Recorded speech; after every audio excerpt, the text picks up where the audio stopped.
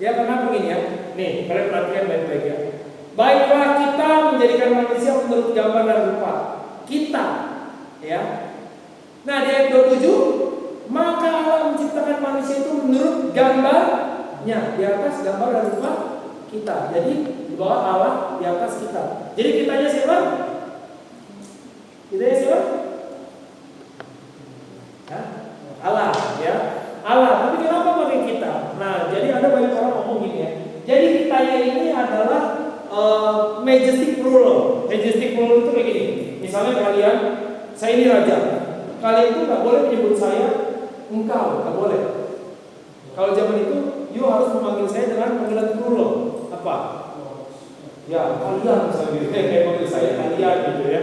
Karena apa? Karena saya sangat besar. Tapi pertanyaannya gini, sang raja ketika dia memanggil dirinya, dia pakai majestic plural? Enggak. Dia nggak akan pernah pakai majestic plural. Raja ketika ngomong dirinya ya, misalnya saya, apa saya, dia akan ngomong kami gitu. Enggak. Dia akan ngomong saya. Nah ini kan sang raja lagi ngomong ya. Jadi kalau dia ngomong kita memang plural. Nah ini apa? Alat Tritunggal. Nanti kalau kita ujung-ujungnya belajar ya. Nanti kapan-kapan kalau kita belajar alat Tritunggal. Jadi ini alat Tritunggal yang berinisiatif ya. Jadi kalau dia berinisiatif dan Tuhan memang betul-betul mau, tidak ada kebetulan ya, jelas itu sekalian ya. Jadi sekarang pertanyaannya, kalau Tuhan yang menciptakan, jelas definisi yang paling mutlak harusnya datang dari Tuhan. Jadi kalau mendefinisikan segala sesuatu dengan kehidupan manusia harusnya datang dari Tuhan. Ya misalnya contoh ketika kita ngomong tentang kematian ya. Kematian siapa yang boleh mati, siapa yang boleh hidup? Itu harusnya datang dari mana? Dari kebenaran yang didatangkan oleh Tuhan. Jadi misalnya kayak tadi ya, orang boleh nggak euthanasia? Karena dia sakit pak, tapi dia udah sangat menderita. Pertanyaannya boleh euthanasia? Kenapa? Karena manusia kita mengatakan manusia itu gambar Allah. Mereka berharga. Karena mereka adalah gambar Allah. Tapi evolusi dunia ya, worldview yang evolusionistik mengatakan bahwa nggak ada gunanya. Kenapa? Karena mereka tidak produktif. Jadi produktivitas di atas segala-galanya. Jadi hati-hati ya saudara-saudara. Kalau kalian punya cara pandang evolusionistik ini harus dibuang. Ya. Dan makanya gini, pertanyaan saya, orang Kristen bisa percaya Big Bang? Kalau misalkan Alkitab meninggikan Big Bang itu terjadi, ya nggak akan terjadi. Ya betul. Dan pertama sebelum Big Bang kan yang meledak itu mesti singularitas. Itu meledak. Nah meledak, kalau ledakan itu gimana? Ya walaupun istilahnya energinya tidak teratur. Kalau kita ngomong tidak teratur juga teratur karena ada hitungan yang ledakan itu ya. Tapi iya, secara umum dipahami kalau ledakan itu sesuatu yang acak ya, tidak teratur ya. Nah sekarang pertanyaannya, yang tidak teratur menjadi teratur, menurut saya tidak ada. Harus ada yang atur ya. Nah kalau ledakan itu, kalian sebenarnya ini udah belajar termodinamika semua. Energi bisa hilang. Iya, energi hanya bisa berubah wujud. Kalau energi berubah wujud, pertanyaannya gini, dia bisa berubah wujud kalau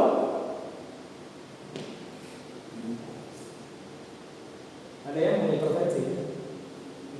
Dan itu harus berlebihan jauh lebih besar. Paham? Nah, jadi ledakan tadi bisa menjadi teratur, bisa menjadi alam semesta, harus ada yang mengatur.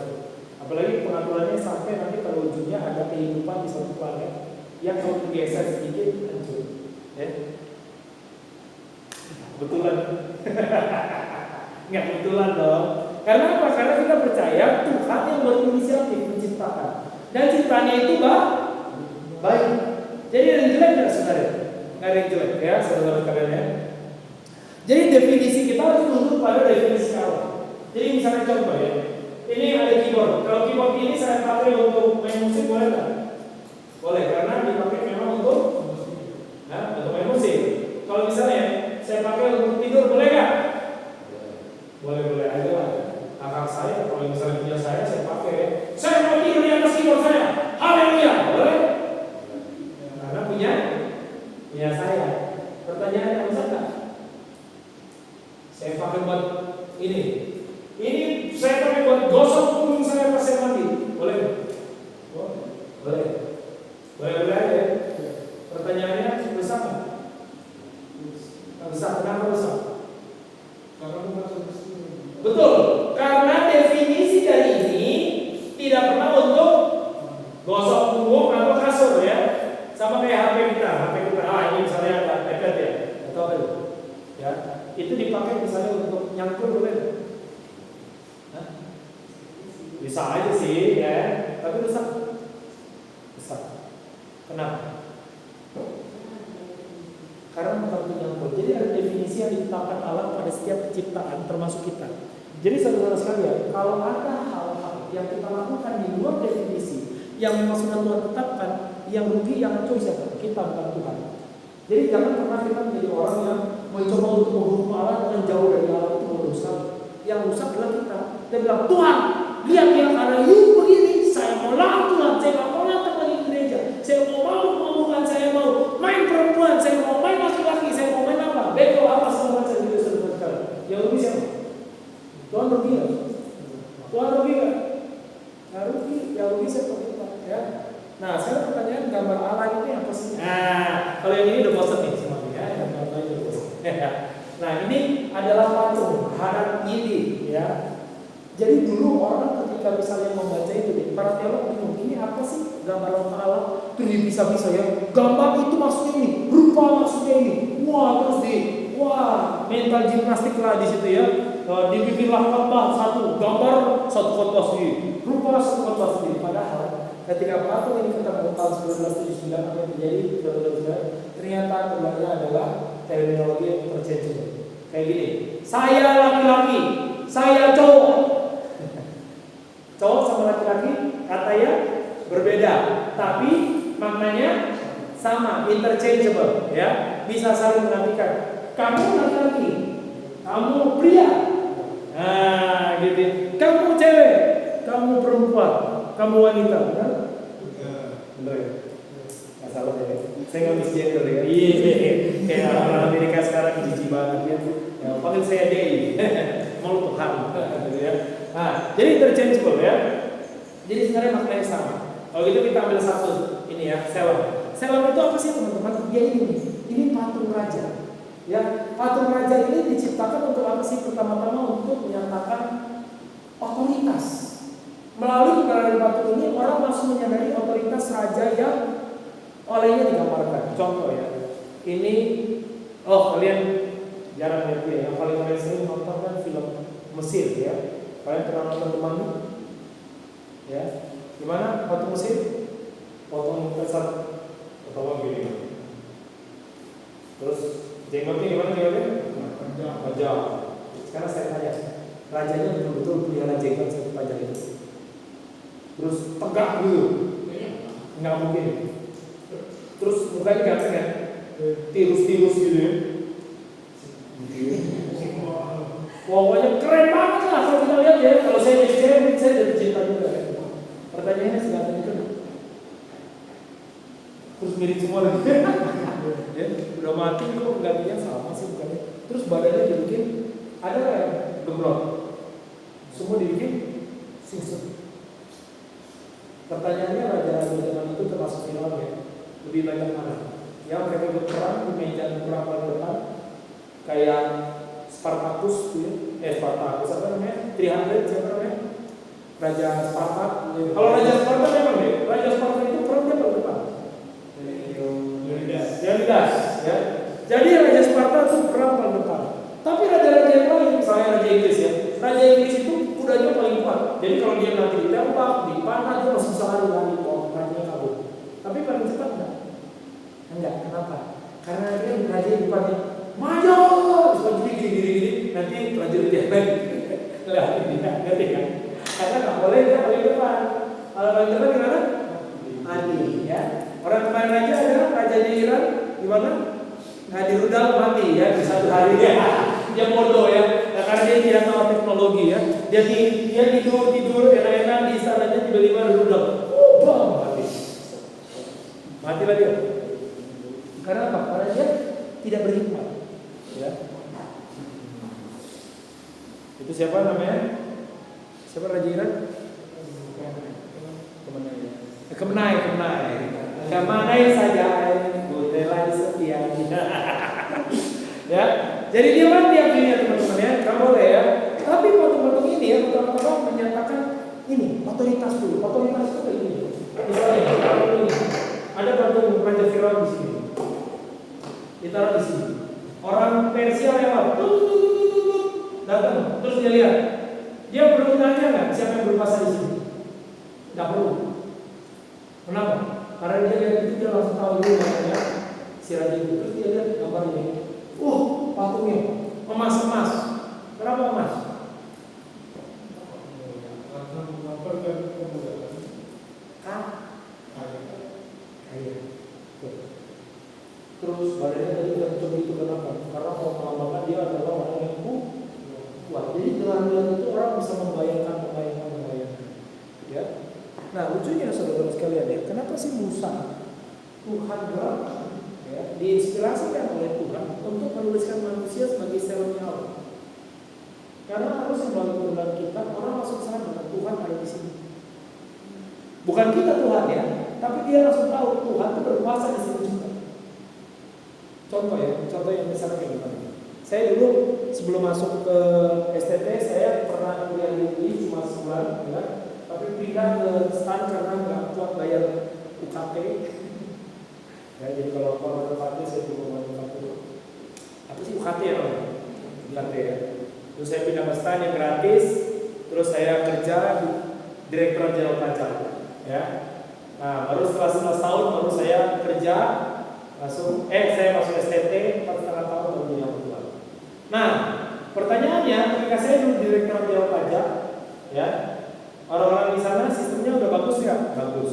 Tapi orang-orangnya kan nggak semua bagus ya. Nah, ada momen di mana orang tuh ngasih saya duit banyak ya, duitnya tuh satu meja segini. Ya, dalam plastik hitam. Saya tahu itu karena ketika dia taruh di meja saya dorong lagi, ada geser, ada yang enggak. Lumayan ya. Itu saya tolak ya, saudara-saudara sekalian. Dalam hati saya cukup bangga saat itu doang. Malamnya saya terus tidur deh. Gila, kalau 5.000 gue bisa beli motor. Kalau 10.000 gue bisa. Terus sampai 100.000 baru gue bisa beli rumah. Jadi ya saudara-saudara sekalian, itu lah menurut saya. Tapi setelah saya menolak pertanyaan saya ini, orang-orang di kantor gimana memuji? Puji Tuhan. Kita punya pegawai yang berintegritas, gitu. Hah? Langsung benci. Kenapa benci? Karena ini orang baik. Dia pertama nggak kasih kita bagi-bagi angpau, tahu bagi-bagi angpau. Jadi kalau orang terima di korupsi biasanya berbagi. Ya, dan saya jelas tidak akan bagi karena saya pun tidak terima. Ya, itu. Contohnya tapi pertanyaannya gini. Mereka benci saya loh. Tapi saat itu mereka tahu Tuhan masih depan kali. Makanya ya, kalau orang mau berurusan sama seksinya saya, orang itu karena ada saya. Dan pas datang bos saya, ya, yang beda doktrin sama saya, dia tapi Kristen yang sangat top, ya, sangat jujur. Kantor ini jadi sangat gerah bagi mereka. Karena bos tadinya cuma saya pegawainya, sekarang pegawainya bos gitu. Tapi orang memuji kami. Tapi pertanyaannya, kehadiran Tuhan dinyatakan dalam kami. Iya. Nah, bagaimana dengan kalian mahasiswa? Dulu ada kesaksian ya, dari salah satu pemuda kami di gereja saya sekarang jadi anggota di GRI. Dia ngomong gini, Pak, waktu itu dosennya pergi, yang ngawasin ujian asisten dosen. Nah, kalian pernah dengar ini. Asisten dosennya bilang begini, ya saya tahu ya ini mata kuliah yang susah. Jadi semua pintar-pintar ya, baik-baik. Terus dia tinggal. Apa yang terjadi saudara sekalian? Semua jujur? Jujur semua? Gimana ya Kristen? Ternyata ada satu orang nggak mau berurusan sama, nggak mau kerja sama. Seorang perempuan. Dia nggak tahu yang lain. Panggilannya kok menurutnya. Dia cuma mengerjakan sendiri tanpa nyontek, tanpa melihat buku, dia betul-betul mengerjakan sendiri tanpa bantu orang.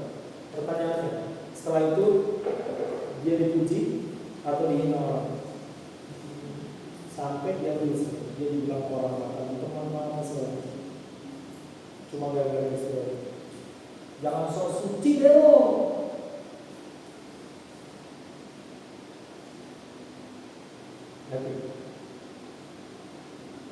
Itu di mana? Di salah satu kampus teknik terbaik di Indonesia. Sebut saja ITB. Ya ini senior kalian ya yang bersaksi. Dan saya cek untuk juga dia. Di ruang itu ada banyak orang Kristen.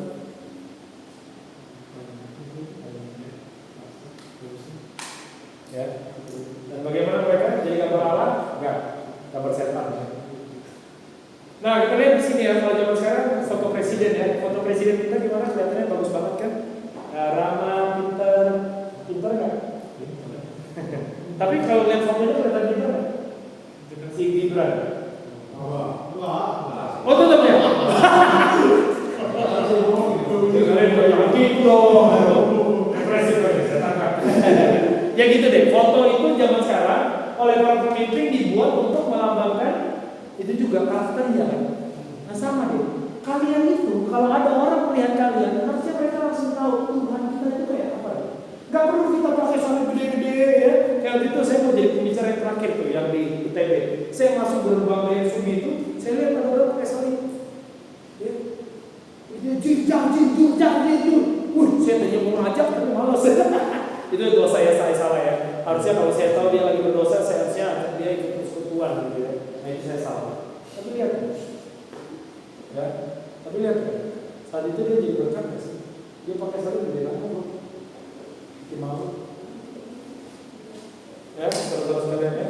Orang menjadi bisa kenal Tuhan, nggak bisa. Ya. Nah, lucunya saudara-saudara sekalian, saat itu perempuan tidak ada harganya. Jadi misalnya kalian perempuan-perempuan hadir di tempat ini, kalian itu cuma objek apa? Alat untuk melahirkan anak. Sama, ada 3 fungsi perempuan saat itu. Ada yang bisa tebak? Alat untuk melayani, alat untuk hubungan seksual, ya kepuasan seksual, terakhir untuk melahirkan anak. Ada harganya kan perempuan saat itu? Tidak ada, tapi Alkitab adalah teks pertama yang ngomong manusia adalah gambar Allah dan lucu yang diciptakannya dia laki-laki dan perempuan. Ini menjadi teks yang paling aneh di zaman itu. Karena pada saat itu yang boleh jadi Selon hanya Firaun. Kalian pernah bayangkan? Jadi tidak cuma patungnya Firaun, tapi Firaunnya sendiri adalah Selon. Selon dari siapa? Selon dari berhala yang lebih gede. Siapa itu? Amon-Ra. Jadi dia matahari itu dia terbesar. Ya, dia diwakili oleh siapa di dunia? Oleh Firaun. Itulah kenapa kalian pernah mikir ya? Ada satu orang, ya, satu orang yang kalau misalnya gini loh, saya nggak suka sama Firaunnya, saya mungkin bisa nggak? Mungkin nggak prajuritnya ada yang lebih kuat dari Firaunnya? Firaun saat itu cuma bisa main perempuan, ngatur negara, sama makan. Jadi nggak ada perempuan badannya keren, buang itu nggak ada deh. Jadi prajuritnya bisa bunuh dia kan? Tinggal lempar tombak, mati loh. Kenapa nggak ada yang Kenapa nggak ada yang Hah? Iya, dia Selonnya Tuhan. Dia Selonnya Amon-Ra. Makanya semua orang taat. Makanya kalau Firaun keluar, orang kembali juga. Karena apa? Dia perwakilannya itu. Nah lucunya, si Musa bilang, lo yang Selon itu nggak cuma dia, semua laki-laki dan perempuan. Akhirnya muncul pertanyaan, loh orang biasa iya? Iya, semua orang biasa juga Selon. Loh, jangan budak gimana budak? Selon juga, loh nggak bisa loh. Perempuan gimana? Iya, ini saya bilang perempuan. Loh kalau perempuan budak dulu, dia Selon juga. Kalian tahu nggak? Satu teks di Alkitab yang sangat unik, ya. Orang Israel kalau perang-perang kan ada namanya budak perang ya. Kalau budak perang perempuan gimana nasibnya saudara sekalian? Ya sudah bayangkan semua yang terburuk ya terjadilah gitu ya. Tapi tahu nggak apa kata Alkitab? Unik tuh. Kalau engkau mau mengambil seorang perempuan, ya apa aturannya? Bagi yang mengambil perempuan itu harus diperhatikan kebutuhan makan, kebutuhan tempat tinggal, dan kebutuhan seks. Kalau ini baca itu kayak apa sih? Kayak istri kan? Lah, ini udah. Kalau gua ambil gua jadi kayak istri gue, gitu kan? Jadi bayangin ya deh ya, ketika ini barangkali ini misalnya kita.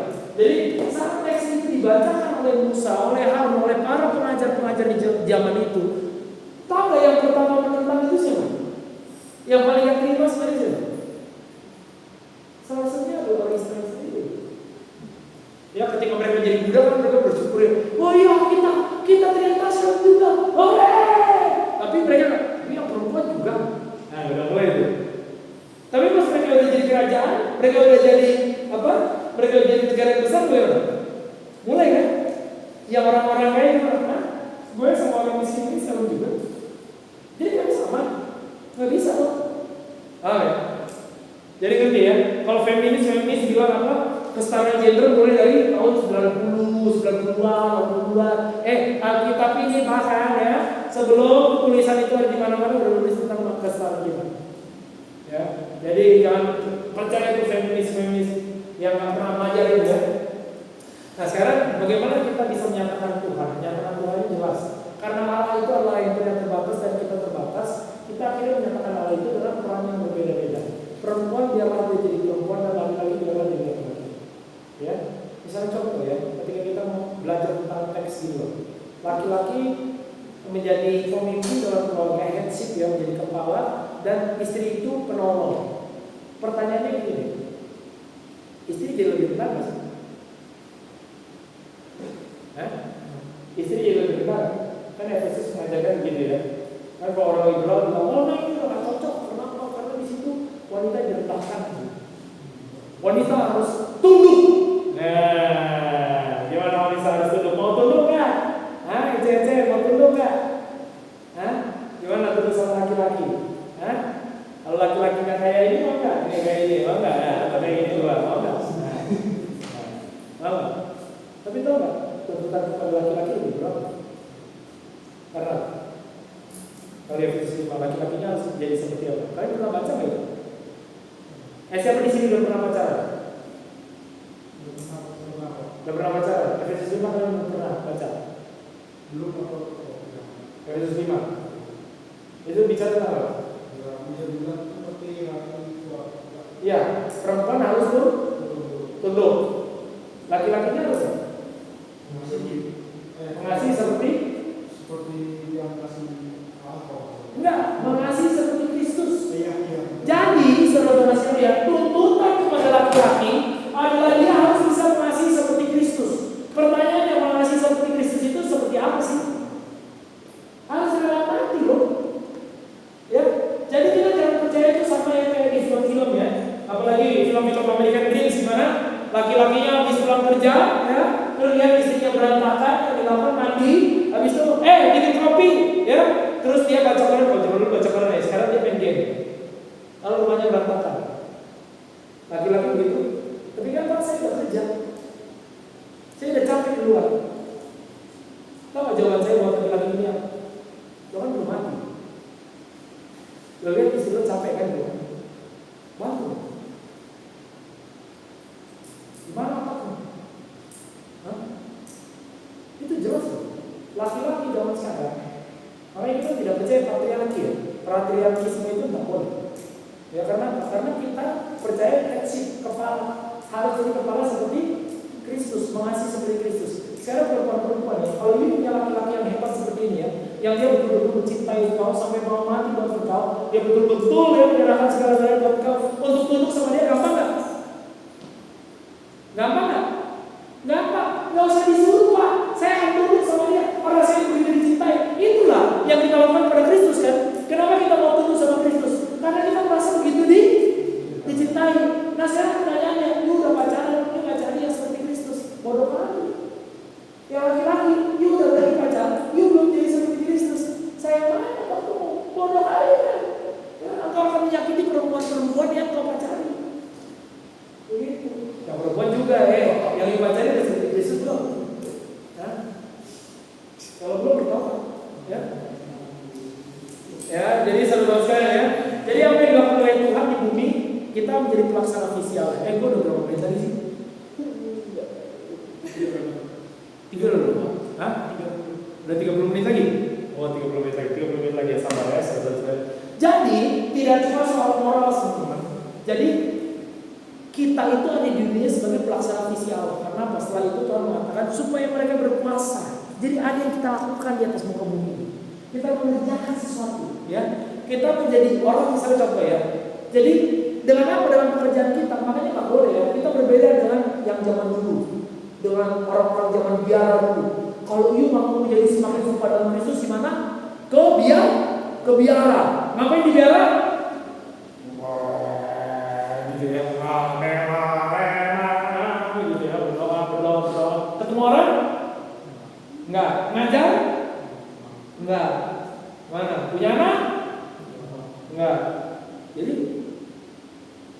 dia cuma suci buat dirimu sendiri. Masalahnya apa? Jadi gambar Allah ketika kita berrelasi dengan dia. Orang bisa tahu engkau betul-betul serupa dengan Kristus ketika kau bekerja, ketika kau menjadi seorang mahasiswa, ketika kau menjadi seorang pacar, ketika kau menjadi seorang orang tua, ketika kau menjadi anak, ketika kau menjadi paman, keponakan, semua teman-teman. Nih, ya kenapa saya taruh tukang semir di sini? Karena saya membaca sebuah tulisan dari Luther yang mengatakan begini, indah sekali. Luther mengatakan begini, seorang tukang semir menjadi gambar Allah tidak dengan gini, tidak dengan misalnya ini, di semir ya, bukan dengan saya gores salib di sini. Seorang tukang semir tidak menyatakan Kristus dengan menggores salib di sepatu yang dia semir, tapi dia lakukan apa? Saudara-saudara, menyindir dengan sebaik-baiknya, dengan sepenuh hati, menaruh hatinya dalam pekerjaannya. Karena orang akan bilang, kenapa dia melakukan itu? Karena saya punya Kristus dalam diri saya. Dia melakukan Kristus. Sekarang pertanyaan ini, ketika kalian melakukan banyak hal, kalian harus bertanya, saya mencerminkan Tuhan ketika saya melakukan dalam hal kalian makan, kalian mencerminkan Tuhan. Ya ketika kalian misalnya lihat teman kalian di belakang, kalian punya makan, dia udah kiriman bagus, ya, kalian mau bagi nggak makanan kalian? Tapi Pak, kiriman saya juga tinggal 10.000, ya sudah. Ya, kali nggak dia bisa makan, terus bagi dia, habis itu kalian mati bersama. Nggak gitu. Harusnya kan orang Kristen, kalian tahu nggak? Gini yang uniknya gereja mula-mula, kalian tahu nggak? Uniknya gereja mula-mula itu, mereka betul-betul saling menolong sampai orang yang kaya bisa menjual hartanya untuk memenuhi semua kebutuhan orang yang miskin. Dan di gereja mula-mula tidak ada orang yang kelaparan karena mereka semua kenal semua orang. Dan setiap orang yang miskin rela untuk dibantu. Kalau sejarah saya dengan orang Kristen, dia lagi susah gimana? Pak, saya orang yang independen, saya tidak mau dibantu oleh orang. Saya kuat Pak. Itu worldview siapa? Evolusionis. You tangguh, you hebat. Makanya beberapa hamba Tuhan punya worldview yang sama ya. Hai, you tangguh, you hebat gitu kan omongannya. Saya bertanya apa yang hebat itu? Berdosa terus ya. Nanti kita bahas ya mulai. Jadi apa yang kita kerjakan saudara sekalian di atas muka bumi ini harusnya mencerminkan Allah, ya. Dan jelas gambar Allah itu tidak bisa melakukan apa yang bertentangan dengan apa yang Tuhan bilang. Gak boleh. Misalnya pacaran. Siapa di sini pernah pacaran beda agama? Ada? Nah, nggak ada yang mengaku ya? Nah. Atau jangan-jangan ketua kita ini pacaran beda agama? Masih jomblo, puji Allah ya. Jadi saudara-saudara sekalian, sekarang pertanyaannya gini, banyak anak muda zaman sekarang ya, misalnya dia pacaran beda agama. Misalnya ya, tapi Mike ya, kalau ada pengurus yang pacaran beda agama, apa yang mau dilakukan? Buang. Hah? Tegur. Buang. Langsung pecat. Jadi sampai dia betul-betul memutuskan pacarnya, dia nggak boleh melayani. Karena apa? Tahu nggak? Tahu nggak?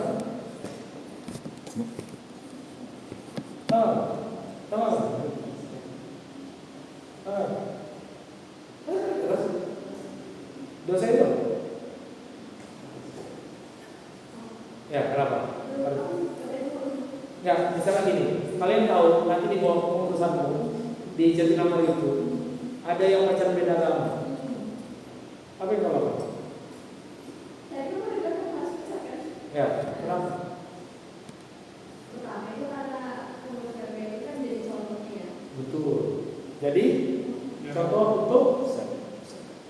Menggambarkan?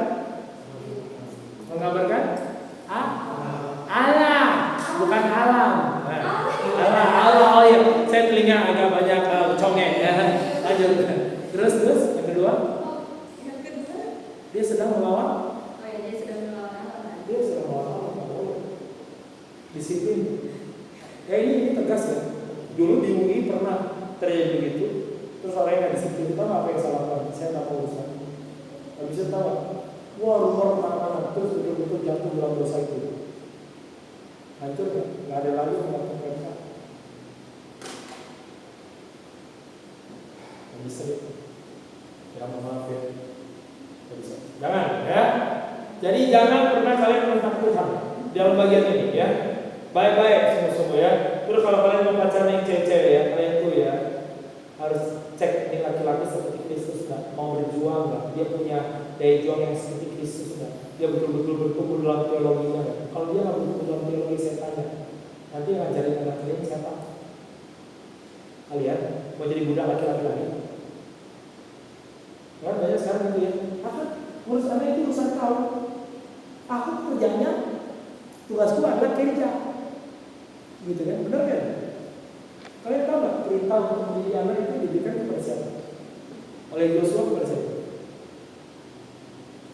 Oleh Yosua kepada siapa? Disampaikan kepada siapa? Kepada orang Israel kan? Nah pendengarnya siapa? Yang ajarkan ketika dia duduk, berdiri, segala macam. Kalian pernah dengerin kan? Itu diajarkan kepada siapa? Laki-laki. Jadi pengajaran kepada anak yang ajar firman Tuhan ke anak siapa? Laki-laki. Ibu bisa menolong nggak? Bisa, karena tugasnya memang penolong. Enak nggak jadi perempuan? Kalau di luar psikologi itu jadi perempuan itu enak banget. Jadi kalian kalau mau jadi feminis ya, aduh sayang banget ya kan, membuang harta yang besar ya di dalam teologi Kristen ya. Ya, jadi tidak ada alasan untuk tidak menghargai manusia, mau dia pintar, mau dia bodoh, mau dia difabel sekalipun ya, itu adalah anugerah dari Allah. Bisa nggak orang difabel memuliakan Tuhan? Bisa nggak? Bisa. Saya pernah mengalami deh. Waktu itu kantor kami, kantor pajak ya. Dari Direktorat Jenderal Pajak Pusat, waktu itu kami pergi ya, PODJB itu mau pergi ke salah satu panti disabilitas ganda. Jadi disabilitasnya ganda. Jadi mereka itu ada yang Down syndrome tapi buta. Terus ada yang Down syndrome keluar, ngeri banget loh. Sedih banget hidupnya gitu ya. Benar-benar kami betul-betul pas melihat ke sana tuh sedih. Terus saya coba menghindari satu anak nggak masuk gitu. Gimana ya? Saya sedih banget ya. Terus saya bertanya, Tuhan, bagaimana dalam jiwa mereka? Kalau mereka hidupnya seperti ini, nanti bagaimana? Ya, masa sih mereka masuk neraka juga? Saya tanya sama Tuhan, harus tahu ya. Memang itu naifnya saya, bodohnya saya. Tiba-tiba saat itu mereka kasih sebuah kesaksian pujian. Mereka nyanyi, "Ku mau cinta Yesus kamu." Saya tahu gitu. Ya, saya mengingat itu masih agak sedikit emosional. Mereka mengatakan meskipun badai sini terjadi dalam hidupku, mau cinta Yesus kamu. Kalian tahu ya kondisi mereka bukan cuma sekedar badai, itu badai gempa segala macam. Dan mereka bisa mengatakan ku mau cinta Yesus kamu. Mungkin ya mereka tidak punya pengetahuan doktrin sedalam kita. Ya, mereka mungkin tidak bisa melayani Tuhan seperti kita. Tapi iman itu ada dalam mereka. Dan kami semua di situ ya, ibu-ibu semua udah menangis ya. Lihat itu ya. Kami yang laki-laki gini.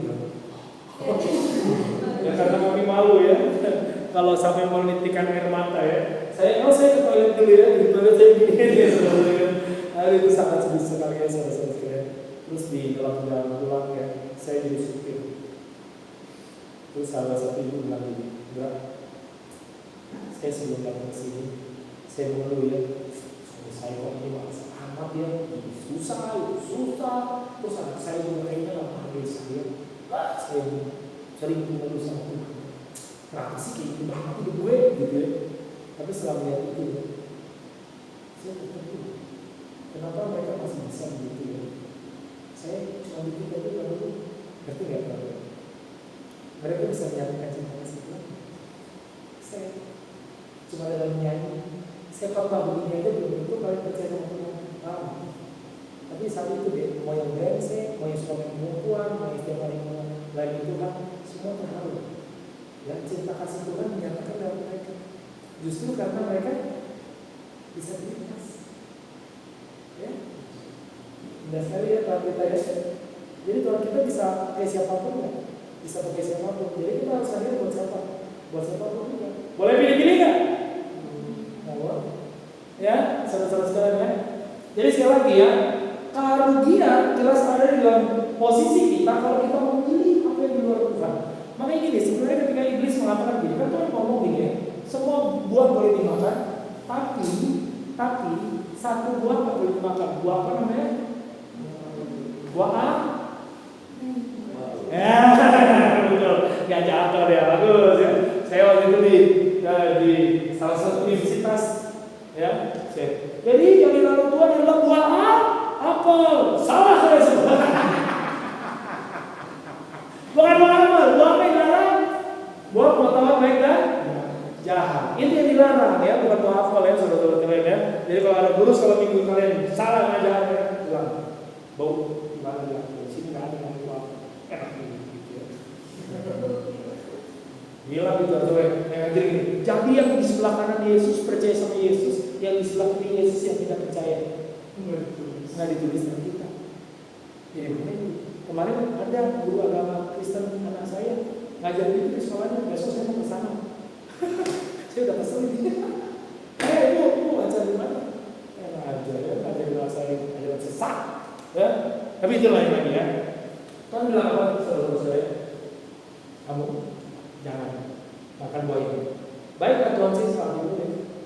Baik. Karena Tuhan bilang apa? Semua boleh dimakan dengan bebas. Kalau bebas enak ya. Bebas itu enak ya. Enak tenang ya.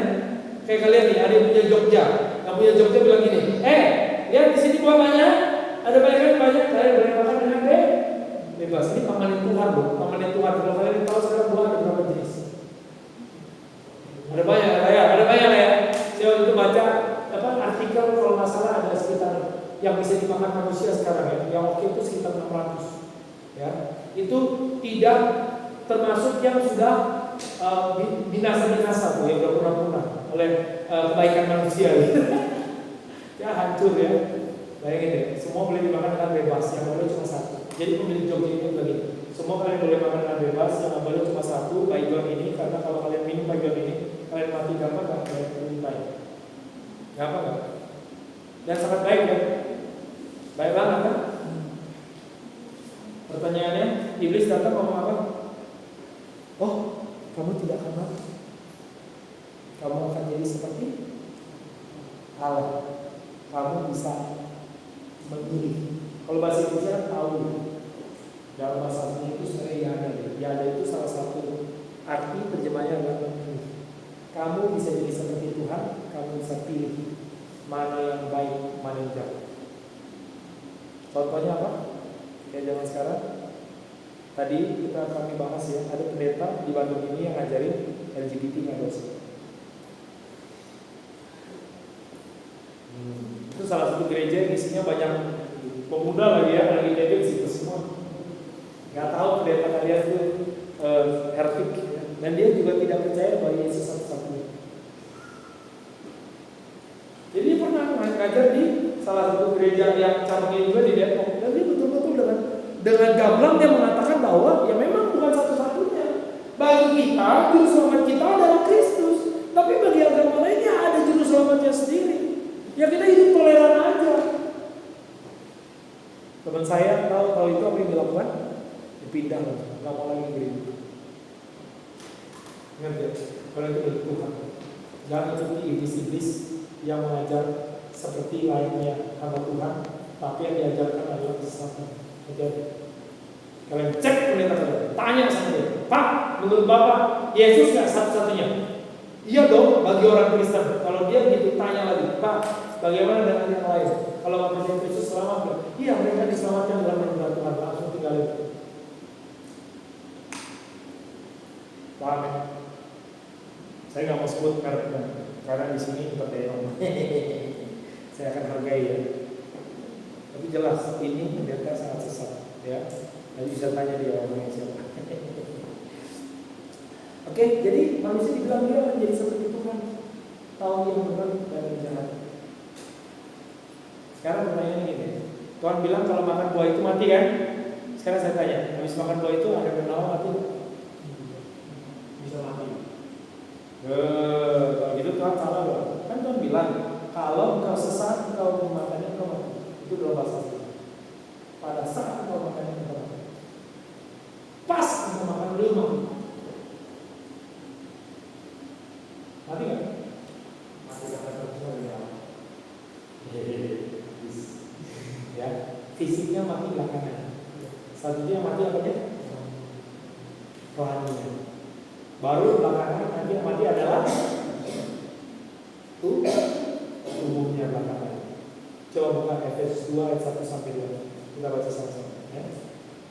Ini yang menulis ini adalah seorang guru Yahudi yang mengerti makna mati itu apa? Mati yang paling mengerikan dari manusia bukan mati tubuh, tapi mati rohani. Efesus 2 ayat 1 sampai 2.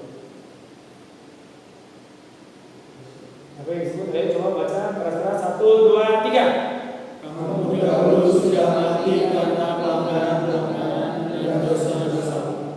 Kamu hidup di dalamnya karena kamu hidup di dalam dunia ini. Karena kamu menaati Tuhan. Stop. Jadi kamu dahulu mati. Ini kan surat kepada orang hidup ya. Kok dia bilang kamu dahulu mati? Kenapa dia bilang mati? Mati secara rohani. Tapi mati fisiknya juga akan kita terima nggak? Iya, nanti kita bahas lebih dalam ya soal dosa ya. Jadi adalah anugerah kalau kita diciptakan oleh Tuhan. Karena gini teman-teman ya, kalau kalian di dalam kerja kelompok di yang kalian cari gimana? Rekan yang bodoh atau rekan yang paling nggak sepintar kalian? Yang kalian merasa sepintar kalian? Ya, kalau dapat yang lebih pintar lebih oke gitu ya. Tapi pertanyaannya ini ya, Tuhan Allah ketika menciptakan kita, dia sadar nggak kualitas kita begitu? Ya, kita dengan Allah kita punya perbedaan kualitas yang sangat besar gitu ya. Tetapi lucunya Tuhan menjadikan kita perwakilan Dia di bumi. Ya, Dia menjadikan kita rekan sekerjanya. Jadi dari awal ketika kita diciptakan sebagai manusia itu udah begitu. Jadi kalau mau ngomong doktrin anugerah itu kita pertama-tama pelajari di mana? Di penciptaan. Karena pada penciptaan kita diciptakan sebagai gambar Allah untuk menyatakan Allah di atas bumi. Aneh. Kan coba ya, patung-patung tadi kalian lihat ya, dibikin lebih bagus dari aslinya kan? Jauh lebih bagus loh. Sekarang pertanyaannya, seharusnya Allah lebih jelek. Tapi Tuhan tetap mau pakai. Nah itu indah ya, Kristenan ya. Nah, jadi doktrin manusia itu sangat oke ya. Jadi ya refleksinya gini ya. Jadi manusia tidak diciptakan sendirian ya dari awal ya. Ketika Tuhan ngomong ini tidak baik manusia itu seorang diri, jelas pertumbuhan seorang Kristen. Ini tidak cuma bicara tentang pernikahan ya, tetapi juga bicara tentang apa? Tentang esensi manusia yang tidak akan mungkin bisa bertumbuh sendiri, hidup sendiri, dan nanti saya akan ngomong ya tentang pengudusan ya. Tidak akan bisa manusia ngomong ini, saya cinta Tuhan Pak, saya mau makin kenal Tuhan. Bisa nggak dia nggak ke gereja? Bisa nggak dia nggak bertumbuh dalam komunitas? Nggak mungkin. Ya. Nanti saya akan lebih bahas ya. Nah, mengerjakan bumi bisa sendiri nggak? Nah, terus mengerjakan bumi bisa nggak kalau nggak belajar? Jadi kalian IPK-nya berapa nih? Berapa? Hah? 2,8. Nah, jadikan 3 ya. Nah, 3,3 juga. Oh, kalian belum besar nih IPK. Nah, ini next berapa? Berapa IPK? Nah, 3,79. wih, sekali. 3,1. Hah? 3,1. Nah, good. Ya, masuk.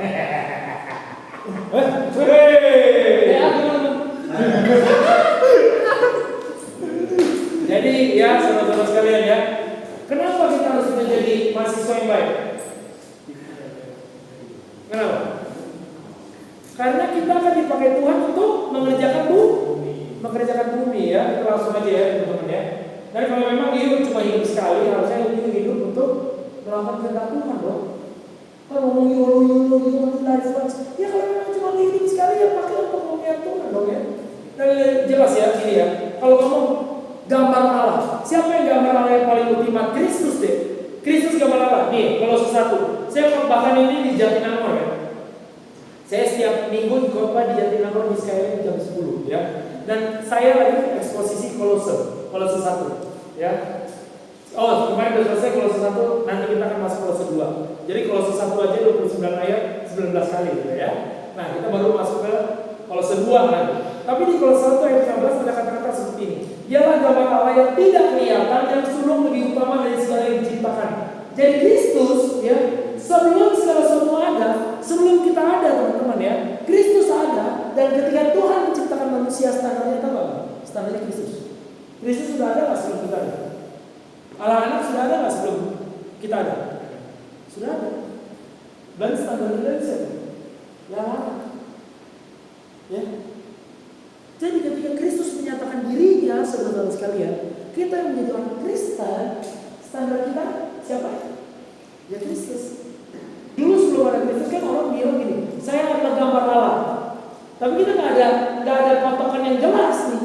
Sekarang kita udah punya Kristus, ya, yang adalah gambar Allah yang sejati. Jadi kalau kita ngomong, makanya kalau orang Kristen benar tujuan hidup manusia apa? Untuk menjadi semakin serupa dengan Kristus, ya. Jadi sebelum jatuh manusia dan setelah penebusan, semua manusia harusnya bertumbuh menuju Kristus. Karena apa? Kristus adalah patokan utama, standar utama penciptaan manusia. Jadi kalian tidak bisa kalian bilang, oh saya menjadi orang Kristen yang baik. Kalau kalian tidak makin serupa dengan Kristus, kacau, ya. Dan itu bukan cuma mengatakan surga ya teman-teman ya. Karena di dalam gambar Allah kita harus ini di belakang ini, memerintah dan sembunyi dan melestarikan bumi. Bumi itu harus dikelola dengan baik, ya. Karena jelas ya, manusia itu kan punya otoritas yang terbatas. Karena apa? Karena kita diciptakan oleh Tuhan, kita harus bertindak sesuai dengan definisinya Tuhan. Nah, Tuhan mendefinisikan kita sebagai gambarnya. Sekarang gini, karakter Allah itu baik. Karakter Allah itu apa? Suci enggak? Suci, penuh kasih enggak? Penuh kasih. Jadi kalau Tuhan penuh kasih dengan kita, apa yang kita lakukan terhadap Allah itu? Kasih enggak? Kasih. Boleh enggak sembarangan? Gak boleh. Karena apa yang kita lakukan di atas muka bumi dibatasi oleh definisi Allah terhadap kita. Definisi Allah terhadap kita adalah gambarnya dia. Jadi boleh nggak ketika kita mengelola dunia ini lepas dari gambaran Allah? Gak boleh. Ya teman-teman ya. Manusia jelas dimahkotai dalam kemuliaan dan hormat. Makanya kalau kalian baca Mazmur 8 ini bicara tentang siapa? Tentang manusia secara umum. Dan secara khusus juga bicara tentang Kristus. Apa kita bahas itu nanti kawan-kawan. Kalau ada waktu ya, kita nggak ada waktu ya teman-teman ya. Dan jelas tugas manusia itu diberi jelas ya, untuk mengembangkan dan menjaga ya. Di situ kan kalau dalam bahasa NASB-nya ya, dalam bahasa yang paling literal itu to cultivate and keep it ya. Jadi ada cultivate, membudidayakan dan budaya. Karena harus bedakan itu ya, membudidayakan dan budaya ya. Jadi interaksi kita dengan dunia ini, interaksi kita dengan dunia, dengan orang-orang di sekitar kita itu yang menghasilkan kebudayaan. Nah, jadi apa yang dihasilkan manusia harusnya mencerminkan kemuliaan Allah. Dari cara kita mengkultivate dan budaya yang kita hasilkan harusnya mencerminkan Tuhan. Ya. Nah, jadi kebudayaan itu ya sepanjang histori itu akan mengembangkan terus. Nah, makanya kita bingung. Kalau dulu ada orang yang menuduh orang Kristen lah yang menyetujui perbudakan atau siapa? Sekarang pertanyaannya, perbudakan dianggap jahat karena siapa? Karena orang Kristen. Kenapa? Karena kita percaya manusia adalah gambar Allah. Nanti kita bahas di tanya jawab kalau dia tanya ya. Nah, jadi kerangka kehidupan manusia terus bertumbuh saudara-saudara. Kita harus melakukan ini. Jadi tak boleh bumi itu dibiarkan begitu aja nggak bisa. Kita harus kelola dengan baik, ya. Dan manusia adalah makhluk sosial kultural, menciptakan budaya, membudidayakan ciptaan. Nah itu bukan sesuatu yang gampang. Itulah kenapa saudara-saudara panggilan ini, ya ini namanya mandat budaya, ya. Jadi nanti orang Kristen punya dua mandat. mandat kita sebagai manusia adalah mandat budaya ya. Yang kedua, sebagai orang Kristen kita punya mandat Injil ya.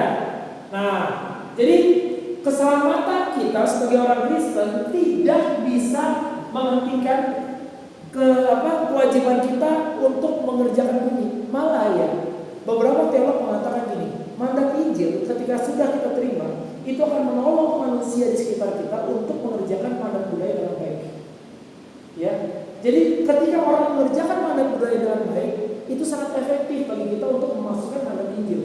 Maksudnya gini loh, saya bilang, kalau kalian jadi mahasiswa yang jelek, ada nyanyian ya. Nah, ya, dikit lagi ya, ini udah selesai. Jadi ketika kita misalnya membahas tentang kalian IPK kalian jelek, terus kalian nanti kerja jelek, pertanyaan gini, ketika kalian jadi orang, ngefek nggak? Ada puasanya? Ada puasa?